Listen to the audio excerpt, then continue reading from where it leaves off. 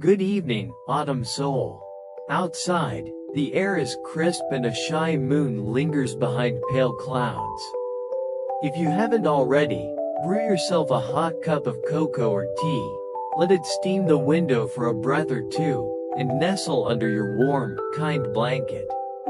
Tonight, we walk very slowly along the lantern path, where every step is softer than the last and every sound is a hush.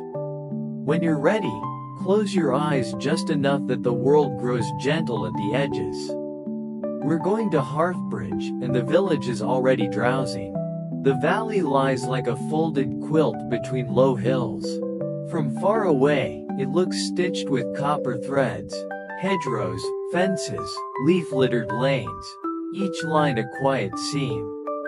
At the center is a small stone bridge, and beside it an old maple whose branches make a roof for the river. The river is narrow here, almost a ribbon, and it moves with the patience of a cat settling into sleep. On either bank, lantern posts stand like kindly sentries. In summer they are merely wood and iron. In autumn, they are something else. The first night the wind turns from green to gold. Their glass panes catch the last dusk and slowly, like a thoughtful breath, they glow. In Hearthbridge, people say the lanterns remember what we forget. They remember when to slow down, when to put the day to bed, when to let the kettle sing once and then be quiet. They remember your name even when you say nothing. And on nights like this, when a faint mist is gathering over the fields, they remember how to guide gentle travelers along the amber path, so no one has to hurry and no one has to hope too hard to find their door. On the bridge sits a clockmaker named Bram. He wears a wool cap the color of chestnuts and a scarf knitted in uneven stripes. The scarf is more memory than fashion. His wife made it long ago, humming the same tune the river hums now. Bram's shop is up the lane, at the corner where a small bell hangs from a lintel and a jar of cinnamon sticks keeps the window from rattling. He closes the shop at dusk, pockets the key, and carries a lantern down to the bridge to listen for the first notes of night. He hears them now, a soft clink of acorns, the shuffle of a hedgehog in leaves, the far-off hush of a train that will not be here for hours. Bram does not count these sounds the way he counts seconds. He cradles them like warmth in his palms. It's time, he says, and the lanterns accept the news. The first is the one at the bridge, of course. It blinks once, twice, and then holds steady, a small sun in a small sky. You and I approach, our steps muffled by the carpet of leaves. Your blanket, though wrapped around your shoulders, seems to float behind you like a soft cloak of twilight. The mug in your hands is almost empty now, and the last sip tastes of nutmeg and quiet. Good evening, Bram says, as if we've arrived exactly when we were expected. The path is open, and so it is. Beyond the bridge, lanterns bloom one by one along the lane, little commas in the sentence of night. They do not blind, they beckon. Each glow is a thought that begins with rest and ends with already. We step onto the bridge and pause in the middle, where the maple lets a single leaf drift down into our hair. The leaf is cool as a coin and light as a sigh. You tuck it into your pocket next to the small kindnesses you've collected today. A smile held longer than needed. A door kept open, the way your own breath waited for your heart when the day tried to hurry you. Walk slowly, Bram says, not as a rule but as a blessing. The path is shorter when it is taken with patience. We cross. On the far side, a low stone wall runs along the lane, its top warmed by lantern light. Moss makes a velvet edge, and it would be easy to trail your fingers along it, to feel the beads of dew like polite pearls. The world has settled into 4 or 5 colors, the brown of earth, the amber of glass, the cinnamon of bark, the faded blue of evening sky, and none of them ask anything of you. They simply are, and they are enough. At the first bend in the road, we meet the baker. Her name is Mara, though in town she is known mostly by what she makes. Old men call her Morning, children call her Crust, the postman calls her Light. She carries a basket draped with a cloth the color of butter, and the cloth holds the warmth as carefully as a lullaby holds a child. For the bridge, she says, handing Bram a loaf that cracks with satisfaction when he squeezes it. For the travelers, she adds, passing us 2 small rolls each. They smell like home even if you have never smelled them before. Sleep is easier with something honest in the belly. We thank her, and she walks on, her steps unhurried, as if she has trained the hours to match her pace. We eat while we walk, and the crumbs fall to a procession of very serious ducks, who collect them with soft taps that sound like distant rain. The lanterns light the way ahead, making a path of small promises that require nothing more than your presence. Ahead, the road is quiet and the sky is a bowl. The moon has found her shape again and wears it like a shawl. Bram tells us that every autumn the valley puts on a festival called the listening. No music is played, no speeches are made. People gather in coats and blankets, sit along the lane and on the bridge and on the stone wall, and they listen, to their own breathing, to the soft footfalls of dusk, to the way the river says not yet, and now. At the end, a little child stands and asks if the world will be this gentle forever, and someone always answers yes, for as long as we are listening. We come to a gate hung with a small bell. When the wind touches it, the bell does not ring, it sighs, a silver exhale. Behind the gate is Bram's garden, and beyond it the shop, its window fogged by kettles, its shelves arranged like old, well-behaved books. A minute, he says, and we follow him up the path, lantern in hand. He unhooks the bell, holds it by its soft ribbon, and listens to the quiet inside the metal. Just right, he murmurs, and hangs it back. A shop should exhale when the night does. Inside, the air is composed of 3 scents: oil, cedar, and orange peel. Clocks populate the walls like constellations. None tick loudly, they breathe, each with its own little rhythm. Some have faces painted with sleepy moons. Some hide their numbers under tiny clouds. A few don't show numbers at all, only dots where someone once promised time would be. Bram lights 1 lamp and then sits. He does not ask questions. We do not ask answers. The room understands that sometimes the kindest thing is to share silence the way people share bread. He reaches beneath the counter and brings out a wooden box.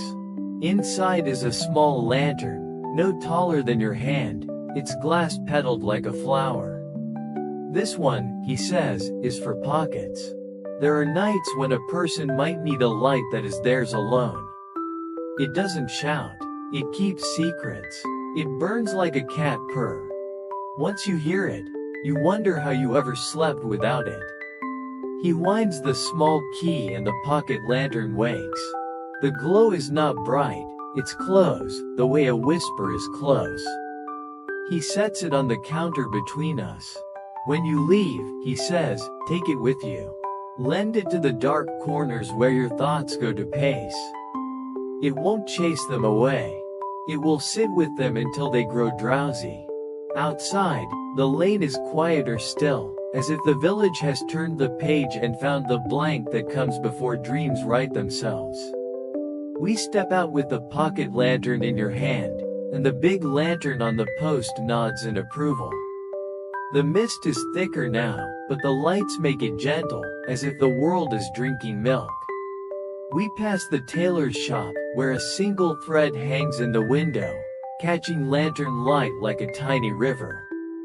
We pass the bookbinder's, where a stack of covers leans like dozing houses.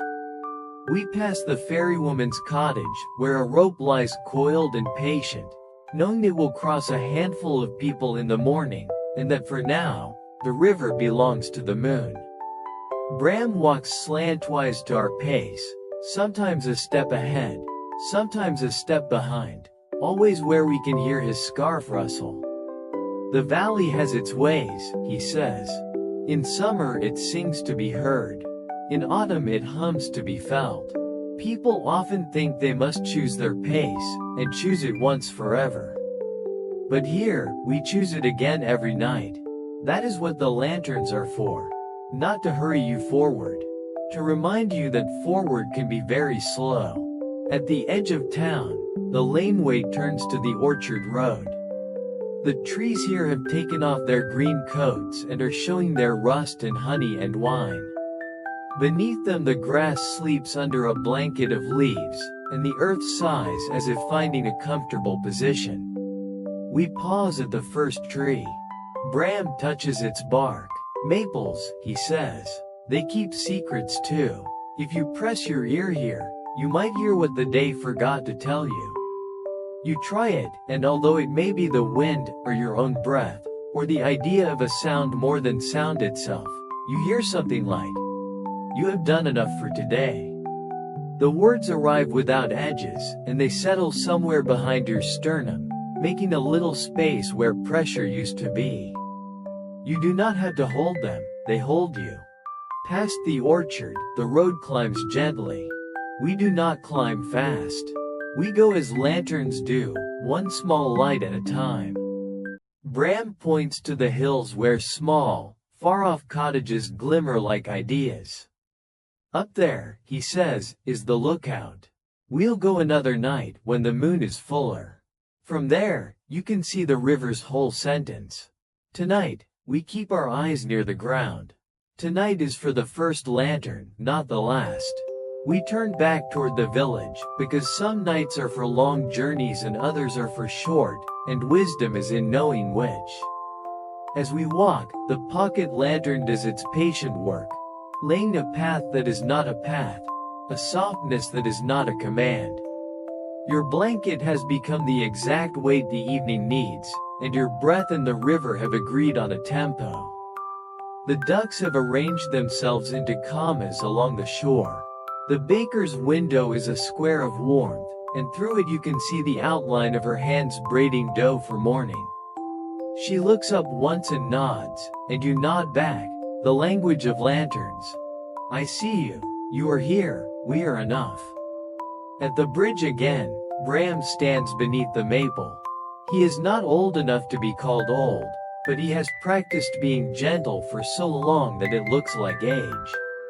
He accepts what the night gives and returns what it asks for, which, in a place like this, is usually only attention. The path ends where it begins, he says, the way a lullaby begins where it ends. Take the first lantern with you. Use it like a breath between thoughts. He places the pocket lantern into your palm. It is warm, not hot. It seems to purr. The larger lantern on the post lowers its glow a little, as if dimming the room for sleep. Across the bridge, your door waits with the patience only doors possess. When you step inside, the floor does not creak. The blankets do not complain. The pillows fluff without a sound. Set the little lantern on your bedside table. Let it keep company with the quiet inside you. Close your eyes. Imagine the maple's leaf still in your pocket. Imagine the ducks punctuating the river with commas. Imagine the baker's hands, the clockmaker's scarf, the tailor's thread, the bell that sighs. The village folds itself like a quilt.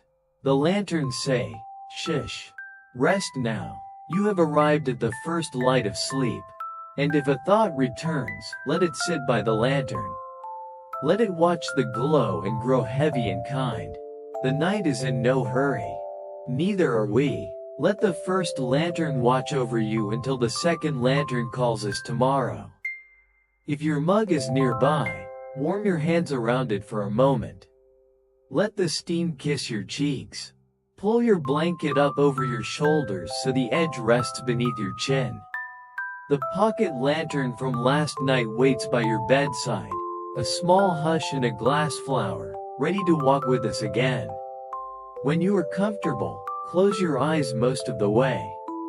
Leave just enough world to see the lantern's soft halo. The night is gentle, and we will be gentler still. Outside, Hearthbridge yawns itself awake for evening. Dew has softened the grass. The old maple by the stone bridge combs the air with its branches, and the river beneath the arch stretches like a cat, unspooling a silver thread downstream. Bram, in his chestnut cap and uneven scarf, stands with one hand on the rail. Second lantern, he murmurs when he sees you, as though we are picking up a bookmark where sleep left off. He tips his head toward the water. Tonight, we listen to what moves. The first lantern at the bridge nods in its light, as if approving our plan. Across the lane, the baker's window glows with a square of buttery comfort. Mara lifts a hand, and we lift ours. A quiet exchange of warmth that needs no words. A pair of ducks pass like punctuation, comma, comma, while a hedgehog makes a private appointment with a leaf pile. The pocket lantern in your palm purrs its small, steady hum. We take the first steps as we did before. Slowly, as if the ground were a song and we had promised not to step on any of the soft notes. The river is honest about its intentions. It does not rush and it does not stall. It goes because going is what it knows. When we reach the bank, the fairy woman is already there, a silhouette folded into a shawl. Her name is Wren, which fits the way she moves, small, exact, at peace with pauses. Her boat is a flat, broad thing with a low rim and a patient rope that reaches, like a very long arm, to a post hidden in the fog across the channel. "Good evening," Wren says, her voice pitched in that particular register where night hears you without being disturbed. "Will you ride to the willow bar?" She means the little island in the river. A narrow cushion of sand and reed where a stand of willows trails its fingers into the current. Bram nods for us. "The second lantern likes to open there," he says. "It floats easier in the middle." We step into the ferry. Wood and water meet with a soft syllable, a sound you could tuck into a pocket and take out when you needed to be reminded of patience. Wren sets her hands to the rope and leans, not straining but persuading. The ferry answers by gliding, and the river, pleased to be included, hums along. Lantern light from the bridge extends toward us, falling in stitched lines over the ripples. Above, a pale moon rests in a shawl of gauze. Your breath and the slow squeak of the rope make a small duet. "The river keeps time the way Bram keeps silence," Wren says, half to us and half to the water. "It knows when to ease past stones and when to curl around them. If you trail your fingers, it will carry the day out of your hands and leave only the quiet that fits." You lean over. The river is cooler than you expect, soft as a silk scarf pulled from a drawer long after summer. It slides through your fingers and takes what you offer. A list you forgot to finish. A conversation you will finish when the sun cups the morning. A weight that belonged to yesterday but insisted on riding today. The pocket lantern warms your other hand. Between the two, cool, warm, letting go, holding close, the body remembers its favorite balance. The willow bar approaches like a whisper arriving. Wren noses the ferry into the shallows, and reeds bow to greet us. We step onto the sand. It is firmly packed, mottled by the river's gentle scribbles, and littered with the soft coins of willow leaves. The willows themselves hang over us in long, green sighs. They give the island its shape in the dark, a kind of shelter that asks nothing except that you breathe. "This is where the second lantern opens," Bram says. He crouches and sets your pocket lantern at the water's edge. Its glow makes a small golden thumbprint on the current. The river strokes it, amazed at the kindness of something that shines without demanding attention. The first lantern, Bram says, teaches you how to begin. The second teaches you how to continue with less. He does not mean less light. The lantern is bright enough to find your next step and dim enough to keep your thoughts soft.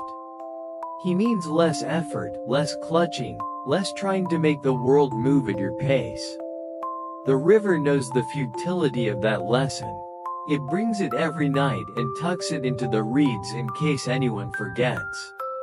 A kingfisher clacks once from the far bank, then settles.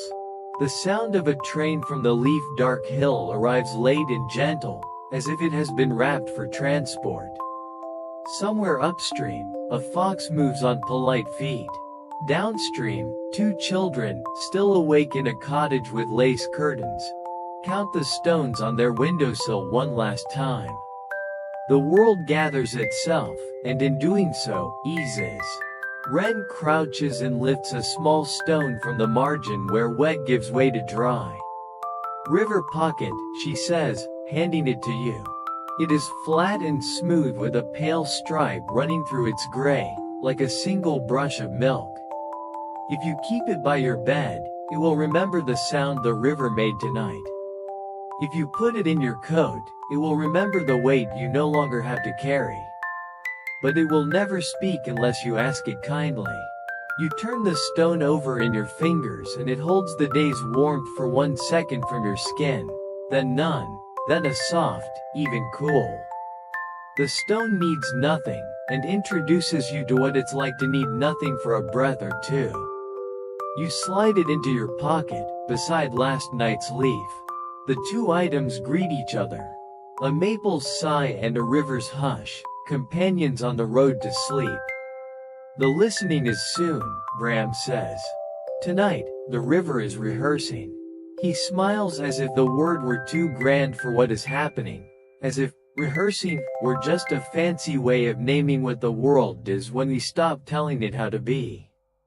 He pulls a small object from his sleeve, a tuning fork no larger than a finger. Instead of striking it, he simply holds it in the lantern's glow and lets the river do the waking. After a moment, it sings a note so quiet you can feel it more than hear it, a tone that threads the weeping willow and the small boat and the distant rails. The note finds a place in your chest and leans there, like a cat settling into the curve of your ribs. Wren smiles. The river speaks fluent pocket, she says, nodding to the lantern, the leaf, the stone. It prefers currency that cannot be spent. We sit. Sitting is the kind of movement the river likes best in visitors. The island's sand gives a little, shaping itself to your legs, then holding without insisting. Bram says nothing. Wren says nothing. The willows sigh, then say nothing again. The pocket lantern continues its soft purr. In stillness, the small things find room to emerge. The thin skitter of a water strider drawing triangles across the surface. The elastic pop of a bubble where a fish's breath meets air. The slow, happy exhale of mud releasing the day. When you do speak, your voice is quieter than you expect, as if borrowed from a library where all the books are about weather and patience. What is the second lantern's promise? It doesn't make promises, Bram says. It reminds you of the ones you made to yourself when you were rested. That you would go softly. That you would recognize enough. That you would stop where comfort is, even if comfort arrives sooner than your plan.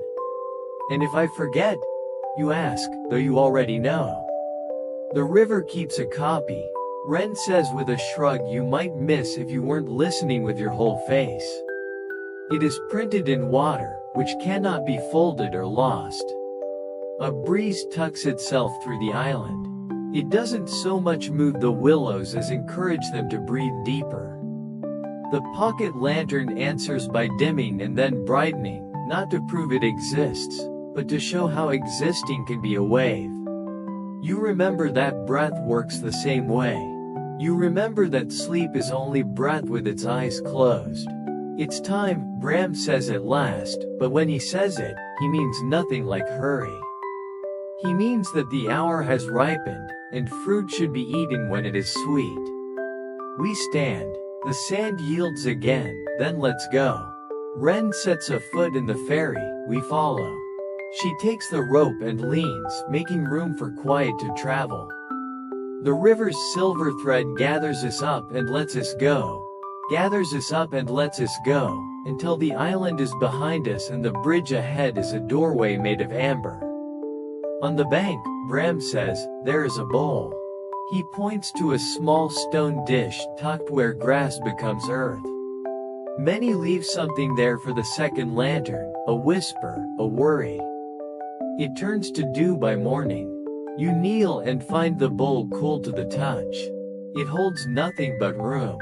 You don't place a coin or a crumb.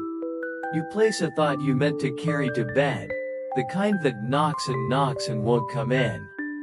You place it gently, like a sleeping child back into a cradle. The bowl makes no sound. The river nods a ripple. The lantern above us lowers its shoulders a little, relieved with you. We take the lane back toward the village. The night has learned our pace. The cobbles lay themselves down one by one. A cat with moonlit whiskers makes a brief living parenthesis in a doorway and then goes about its business. The tailor's single thread in the window still catches light and now shares it with a silver thimble. The bookbinder has left a pencil on the counter. It dreams of straight lines and wakes to curves. Somewhere, Mara covers loaves with a cloth the color of butter. Somewhere, a child counts stones to 10 and forgets 9 because sleep is persuasive. Bram walks with his scarf in the lantern's glow. When the listening comes, he says, the river does nothing new. It simply finds more ears. And people discover that their own breath can be a lantern when the world is dark. The second lantern teaches you this. Nothing extra is needed. You already have the softest parts. We stop at the bridge. The first lantern, the one that opens the way, makes room for the second, the one that lightens the load. They understand each other without speaking. Bram takes the pocket lantern from your hand and turns the tiny key once, a gesture like smoothing a wrinkle from a bedsheet. He passes it back. For your bedside, he says. Let it keep company with the river pocket. Wren lifts a hand from the ferry's rope. For your coat, she adds. Let the stone remind your shoulders they can rest. Home waits with its quiet yes. The door is a sigh. The floor is a friendly hush. You set the pocket lantern where it was last night, a gentle glow beside the pillow. You place the river stone next to it, so the two can tell each other their stories while you sleep. The leaf from the maple keeps them honest. The room becomes a shallow lake of warmth, pillows the soft banks, blankets a shoreline of wool. Lie back, let your breath copy the ferry's rope. Out, in, out, in. Each breath leans and then eases. Each one makes a little space and then fills it. Imagine the willows lowering their arms around the island. Imagine the sand keeping your footsteps until the river comes in and smooths them away. You are not something to be carried. You float. You are not a problem to be solved. You are a lantern to be dimmed kindly. If thoughts arrive late, as trains do, greet them and point them to the stone bowl by the bank. If worry will not sit, let the river pocket speak in its fluent cool. If a list tries to count you, tell it you are already counted, you are already home, you are already held by water and wood and wool and the kind attention of a valley that prefers to hum. The second lantern lowers its light to the level of dreams. Outside, the river continues, which is exactly what it was made to do. It will still be moving in the morning, and so will you, but for now you will move by being still. Sleep finds the bed without knocking. It knows the way. It has been practicing on the willow bar for longer than anyone can remember. Good night, traveler. Good night, lantern. Good night, river. Be the Pharaoh's rope for a while. Lean, ease, until you are so perfectly carried that you forget there ever was a shore. If the night has waited for you, let it keep waiting one moment more. Top up your cup, just a little, so the steam can curl like a small cat against your cheek. Tug the blanket so it tucks under your chin. The pocket lantern blinks its petaled glass once, twice, like a friend knocking softly before entering. The river stone is where you left it. Touch it with a fingertip so your hand remembers cool patience. When your breath has found a slow meadow to cross, come. Bram is already on the bridge, his scarf a gentle stripe against the amber. Third lantern, he says, as if we've reached the third verse of a song that knows how to carry the rest of itself. The maple nods, letting down 3 leaves in a deliberate braid. The baker's window glows like a warm square of butter. Mara has set 2 little jars of apple peel tea by the sill for anyone passing late. We lift one each, sip, and the taste is autumn turned into music. Cinnamon, a little clove, a story that remembers the orchard from the inside. Tonight the path does not lean toward water. It lifts, politely, toward the hill. We go as quietly as grass grows. Lanterns rise with us, each post a measured step of light, each glass a patient bell.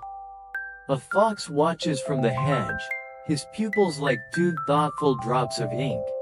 He decides we are part of the landscape and returns to the sentence he was writing in paw prints. The lane narrows to a footpath, the cobbles give way to chalk, and a low stone with a hand-carved arrow points upward. Look out. The third lantern doesn't brighten what is close, Bram says, setting his palm to the stone as we pass. It widens what is far. It teaches the eyes how to breathe. We climb the switchbacks in a rhythm that belongs to crickets, not a march, a murmur. Dew pens its tiny letters on the grass tips. Spiders proofread them with silk. Our pockets carry a small congress. The maple leaf from the first night, the river stone from the second, the pocket lantern humming in the hush like a cat asleep in a library. A wind picks up in small, curious hands and tries our sleeves, finds them good, and moves on. Halfway, a wooden gate appears, laced with wire so thin it seems drawn with a pencil. A pair of sheep lie like clouds that forgot to rise. Their bells are set to the key of drowsy. On the gate hangs a ribbon of pale linen, frayed at the ends, knotted around a metal ring. Bram fingers it once. The lookout harp, he says. When wind grows thoughtful, it plays. We step through and discover what he means. 2 posts stand apart at the crest like quiet companions, and between them a set of taut ribbons and wires is strung. A simple Aeolian harp, made from leftover strings and good intention. Tonight the breeze is an artisan, and the instrument returns the favor. Low, vowel-like tones that rise and fall with the hill's own lungs. The third lantern lives here, within a lantern house of old glass panels, some clear, some champagne, some the color of tea left to cool.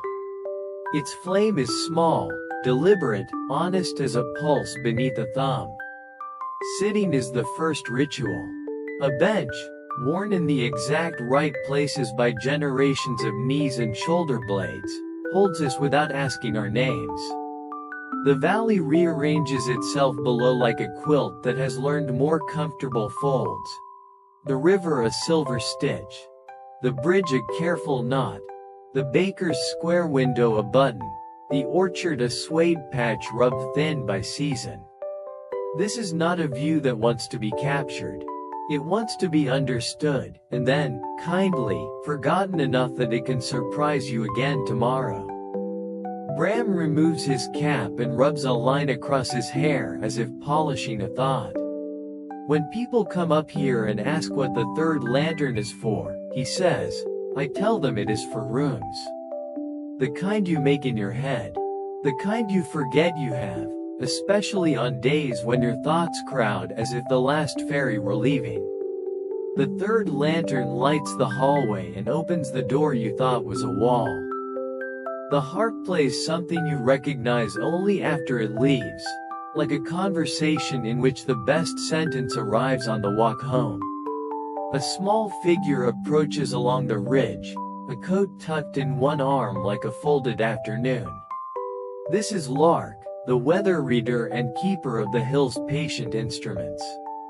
Her hair is a nest of gentle disorder. Her smile has already met you, somehow, before her feet have. Evening, she says, setting down a tin that smells like nutmeg and foxglove honey. Mara sent spiced biscuits for the lookout. The recipe uses waiting as a leavening. We accept one each. They break with a soft sigh. Lark checks the ribbon harp, tightens one string with 2 fingers, loosens another with her breath.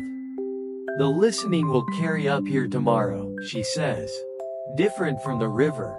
The hill hears what the sky is almost saying. It teaches the ears to look.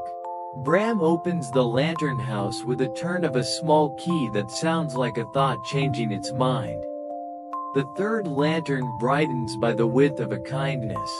He sets your pocket lantern beside it, as one might set a small cup beside a well. We'll take a minute, he says, and when he says minute, he means a shape, not a number. Below, the village rehearses sleep. The tailor's silver thread is a thin comet in her window. The bookbinder's pencil is paused mid-line, dreaming of a margin. Far over the orchard, a train writes its careful underline beneath the stars. The moon, more certain of herself tonight, moves slow enough that no one has to wish for her to stay. The wind turns a page in the oat field. The harp answers with a chord that wants nothing, which is why it gives so much. What do I do with the third lantern? You ask at last, your voice softened by the altitude of hush. Let it widen you, Bram says. When a worry is small and close, it can appear big. The third lantern asks it to stand at the far edge of the field. The shape remains, but the edges soften. You discover you do not need to carry a mountain when a hill will do.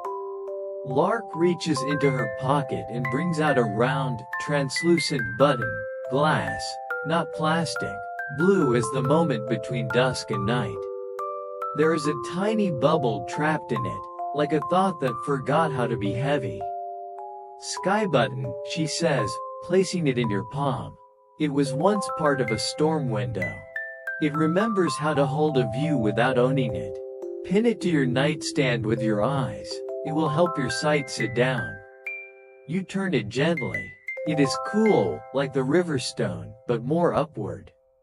It seems to drink lantern light and offer it back softened. It belongs with the leaf and stone, a small parliament of proofs that the world is very good at being kind when we agree to be small. We stand and step toward the rail.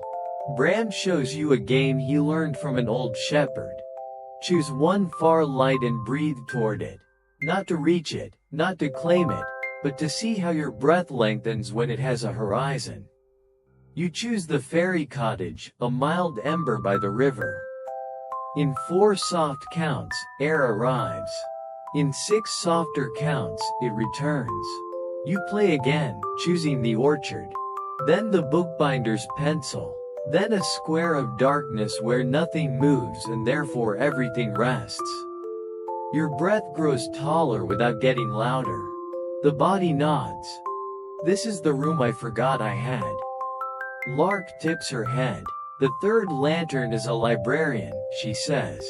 It shelves your thoughts by size and keeps the largest on the bottom where they can hold the rest up. You can visit them tomorrow. Tonight, the thin ones float. A cloud, not eager, not reluctant, passes across the moon, and in that little dim the lantern house becomes the night's gentle pupil. The harp whispers a minor thought, then lets it out by the door. Bram adjusts the lantern by a whisper's width. There, he says. Now the third lantern is listening to us listening to it. He reaches into the bench's hollow and draws out a small linen card, its edges deckled, the paper the color of unbleached tea. On it, careful hand-lettered lines make a simple map of breath. 4 dots, a little hill, 6 dots. A trail from here to a place called rest. For your pocket, he says, offering it. For when your mind forgets the route and asks to be walked home. We accept the card and tuck it with leaf and stone. The pocket lantern answers by purring very quietly, as if it has learned the tune. Lark replaces the tin's lid and leans against the post. Tomorrow, the listening, she says. I will stand here and send the hill's breath down to the river. Wren will send the river's hush up to the hill. Between, the bridge will hold the thread. Everyone will think the lanterns are brighter, but really it's just that people will have remembered how to see. It is enough. More would be less. We leave the bench warmer than we found it.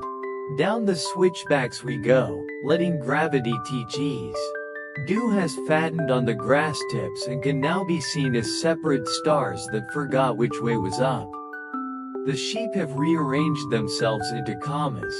The gate clicks with a sound like a sentence deciding to end with dignity. Our footfalls are agreements, not demands. At the hedge, the fox returns, this time carrying nothing that needs explanation. He pauses, offers us the look animals keep for those who have learned the valley's pace, and disappears into a paragraph of reed. The ribbon harp at our backs sings one last clause and then rests its voice on a folded wind. Below, the lanterns stack like notes on a staff. The lane is a lullaby that remembers the words so you don't have to. We pass the tailors. The single thread has become 2, which feels like a promise kept. We pass the bookbinders. The pencil has rolled half an inch and found a nap. We pass Mara's door. She has left a kettle on for the moon. Bram's shop breathes its orange and cedar breath. At the bridge, the first lantern greets the third with a bow you feel more than see. The second sends a cool nod from the river. The 3 lights make a triangle with your heart exactly in the center. Take the sky button, Bram says, pressing your hand closed around it. Set it by the pocket lantern tonight. Put the breath map card under the stone, so weight and wind agree on a treaty. Tomorrow, we listen. Home accepts us the way a well-made chair accepts a tired person. Not with excitement, with competence. You place the pocket lantern where it belongs. Its glow kneading the edges of the room until they are soft enough to sleep against. The river stone you set upon the breath map card, anchoring the path, keeping it from drifting when night opens its window. The sky button you lean against the lantern's base. Together they make a small weather of light that knows how not to wake you. Blankets lift and land, pillows open like shells. The bed has learned your shape the way a harbor learns the boat that returns. Before you close your eyes, look once more at the corner where leaf, stone, button sit like good company. Then let the eyelids find each other. Let the hill you climbed continue inside your chest, up and down, slow switchbacks of breath. If a thought arrives with muddy shoes, the third lantern gestures kindly to the wash basin at the door. Rinse, then rest. If a worry crowds the edge of the mattress, ask it to stand by the window and measure the distance to the orchard until it forgets to count. If a plan wants to rehearse its lines, hand it a biscuit and tell it the audition is tomorrow, after tea. From the hill, the wind plays a last chord. From the river, the ferry's rope leans and eases in your ribs. From the bridge, The first lantern keeps time with the clock that does not tick. You are inside a triangle the valley drew just for sleep. Beginning, continuing, widening. The third lantern lowers the room one notch closer to dream. The night puts a finger to its lips and points toward morning, not because haste is needed, but because direction is a comfort. Breathe toward one far light, then toward none at all. Let your gaze, already soft behind your eyelids, find the space that the sky button opens. You are taller here, and lighter for it. You do not have to hold everything. The valley holds what you are willing to set down. The rest can wait on the bench until the sun warms it to simplicity. Good night again, traveler.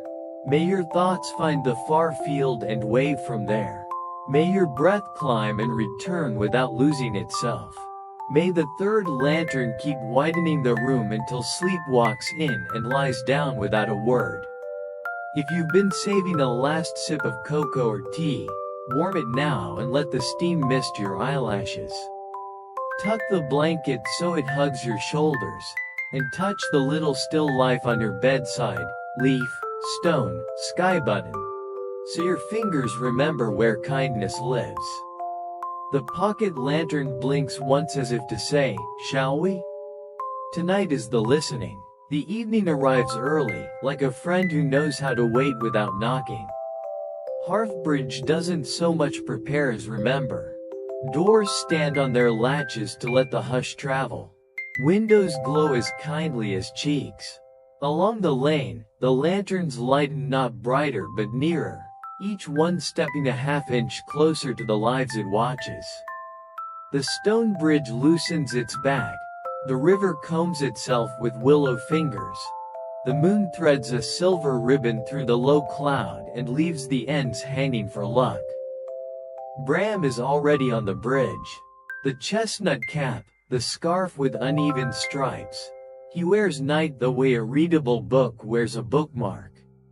He cradles a wooden case that hums as if it knows its purpose. When he sees you, he nods like a bell that chooses to be quiet. Fourth lantern, he says, and the word is not an announcement so much as a comforting label on a drawer you've opened 100 times. Hearth. From the village green comes a practical music. The soft trampling of blankets being spread. The whisper of thermoses opening. The brushed consonants of people greeting one another with their hands. Mara the baker carries a basket draped with a cloth the color of caramel.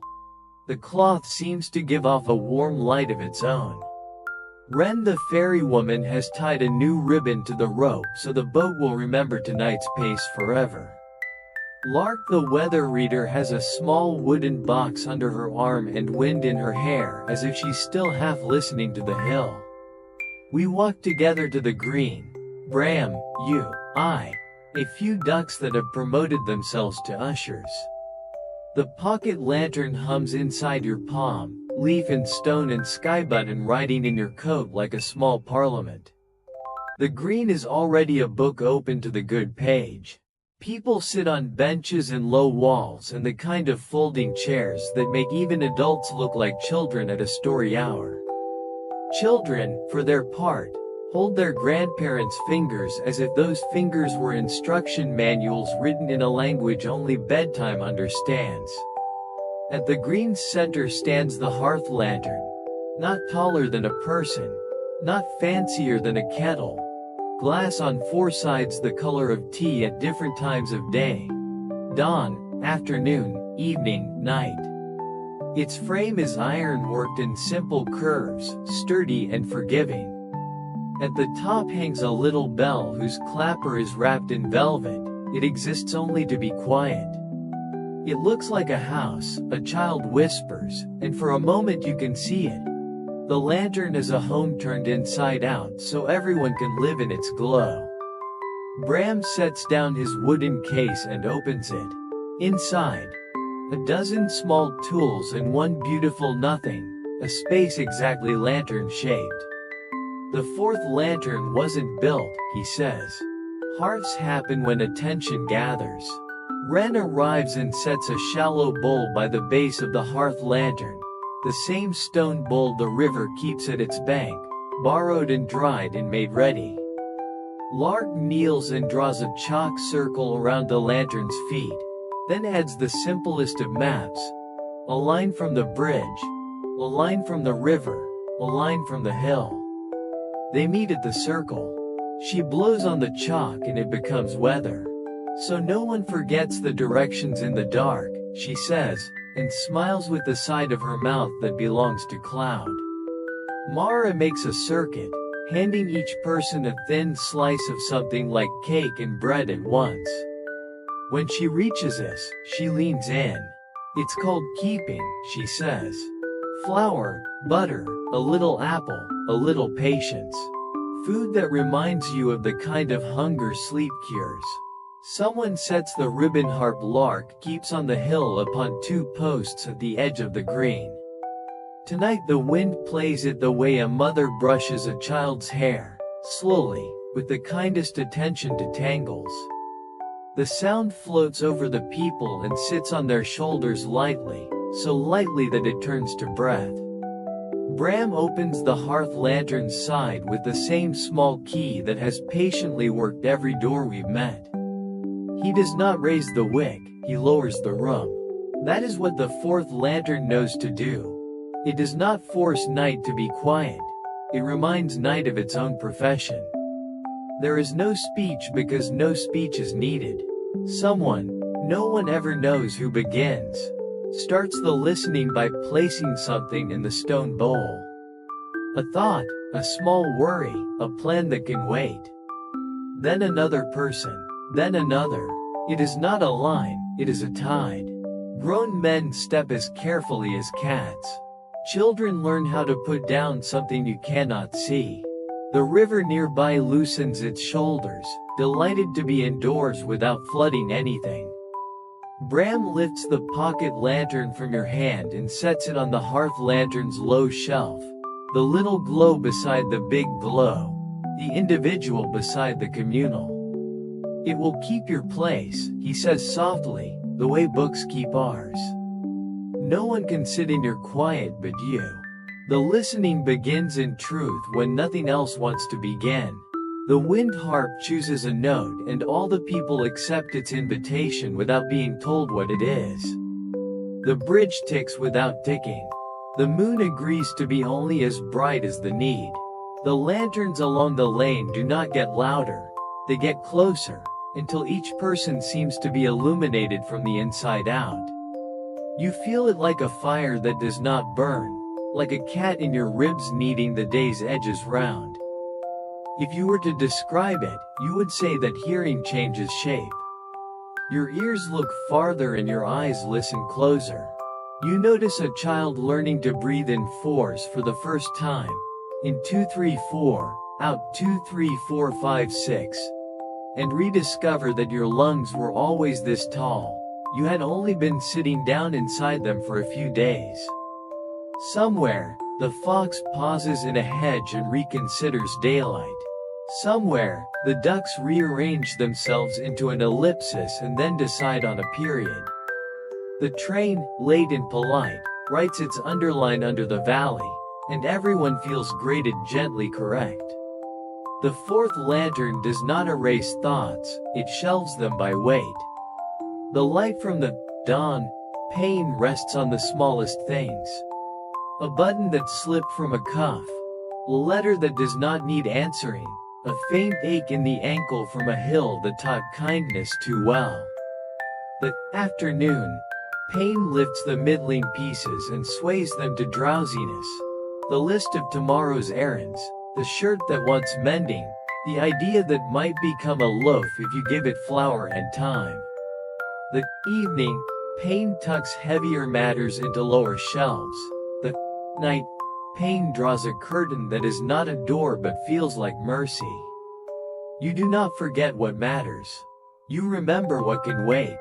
Wren leans on the rope she has coiled at her feet, not to control anything. Only to feel the reliable lean of something that always returns when asked.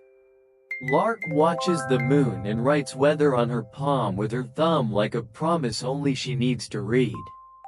Mara sits and finally eats her own keeping, which makes everyone else feel permitted to rest. Bram hums a note that matches the winds. It is not a song. It is what songs are sewn from. He lifts one tool from the wooden case, considers the fourth lantern's wick, then sets the tool down again as if kindness is already precise. He looks at you and then at your pocket lantern. You brought your rooms, he murmurs. Leaf for beginning, stone for continuing, button for widening. All that's left is the staying. How do I keep it? You ask, a whisper that doesn't mind being shared by the people nearest you. Hearths are kept by noticing, Mara says from 3 people away, as though the air carried your question like a tray. Noticing is kept by slowness, Lark adds, from somewhere the wind understands. Slowness is kept by ferrying, Wren says, the rope agreeing in her hand. Bram nods. And ferrying is kept by breath. Around the green, people begin to lean into a common cadence. It arrives as easily as ducks accept crumbs. A child's head tips onto a shoulder. A shoulder tilts into a blanket. A blanket answers gravity with generosity. Eyes drift to half-mast, then quarter. Then the thin crescent that tells sleep it may come in if it removes its shoes. The hearth lantern lowers itself a heartbeat. The bell on top, velvet clapper, sworn to silence, absorbs a rustle that might have become a ring and returns it as bedding. Someone coughs and apologizes by smiling. Someone's thermos clicks shut and the sound becomes a period at the end of a day-long sentence. The quiet does not forbid, it collects. Bram touches your wrist and guides your hand to the stone bowl. You place not a worry, not a plan, but something easier to forget, permission. Permission to leave lights uncounted, rooms unstraightened, thoughts unpolished. Permission to be enough at exactly the size you are when you're almost asleep. The bowl does not answer, it holds. From the hill, the ribbon harp gives one note like a blanket being spread. From the river, a frog speaks once for everyone with a voice carved of summer and patience. From the bridge, the first lantern offers the smallest nod to its fourth sibling. We began, and now we remain. The second breathes in the middle like a fairy rope, delighted to be essential and unnoticed. The third keeps a far eye so your near eyes may close. The listening reaches its softest middle, the place that in other ceremonies would be called the peak, but here is simply a quieter trough. Bram raises his hand, not to command, to translate. If you like, he says in a voice the grass can hear but the clouds cannot, you may bring pieces of your own light to the hearth. People come, only those who feel their standing legs can still be gentle. They place small lanterns, made of paper, tin, glass, imagination, on the green in a ring. The ring becomes a wreath. The wreath becomes a breathing animal whose only instinct is to lower its head. You set the pocket lantern among them for a moment. For that moment you can see what a village looks like when each person's softest light is shown without asking for attention. No one shines more. Everyone shines just enough. The ducks approve with eyes already closed. Then Bram does something that makes even the lanterns lean in. He takes from his case a small square of glass, the color of morning tea, and holds it above the hearth lantern's wick. A second flame blossoms, but it is not extra. It is the same flame agreeing to be two things so that the room can be a little larger without a single leaf being harmed. He moves the square to each pane in turn, dawn, afternoon, evening, night, and in each the flame adjusts like a good chair. This is what the fourth lantern does, he says. It learns you. The wreath of small lanterns follows suit as if pulled by a tide written in pencil. Flames dim by half and then by a friendlier half, until everything is less and the heart is somehow more. The ducks, absolutely convinced that punctuation is better than grammar, settle in for a perfect period. Around the green, people lean into one last common thing. The wish that comes before sleep and refuses to brag about itself. Some wish that a grandmother's knees will wake without complaint. Some wish to remember a name only when it is time to say it. Some wish that winter will be the kind that keeps its promises about light. Bram closes the hearth lantern's side, not to shut anyone out, to keep the peace inside from diluting too fast into the dark. He lifts your pocket lantern and returns it to your hand. It feels both yours and communal now, like a song you learned from a crowd and can sing alone. Hearths travel, he says. Carry yours carefully, which is to say, lightly. People begin to stand, not because it is over, because they have learned everything the night meant to teach without saying a word. Lark takes up the ribbon harp and promises the hill she will return it in the breath between midnight and morning. Wren coils the rope and places the new ribbon in her pocket so it will be a keepsake for a future evening tired of being only ordinary.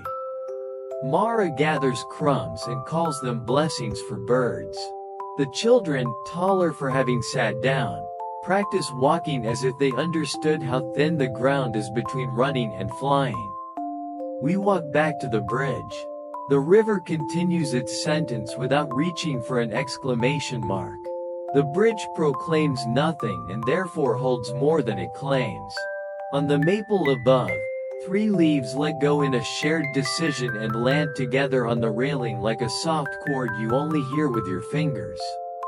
At the middle of the bridge, Bram stops and looks at the water as if it is a clock that has finally learned not to rush. The 4th lantern is the hearth, yes, he says. But there is a 5th, if anyone asks. You look up. A 5th?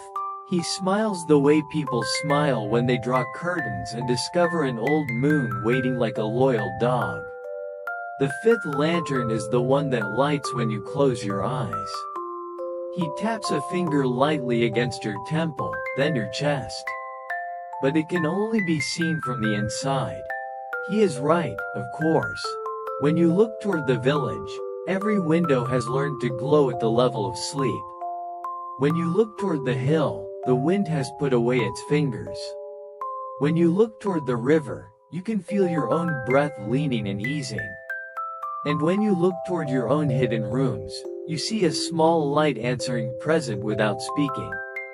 Home is so near the door opens before you touch it. The floor is a friendly hush. You set the pocket lantern on the table beside the bed. You lay the leaf where it can hear the lantern purr. You place the river stone atop the breath map card so directions will never escape in a draft. You lean the sky button against the lantern base and the room acquires the gentlest horizon. Blanket, pillow, the kind of quiet that has been earned and spent and earned again. The 4th lantern's memory remains in the air like fresh bread. The 5th lantern considers you from behind your eyelids and decides you are ready. If thoughts return, give them biscuits and tell them the fairy leaves in the morning and there will be seeds.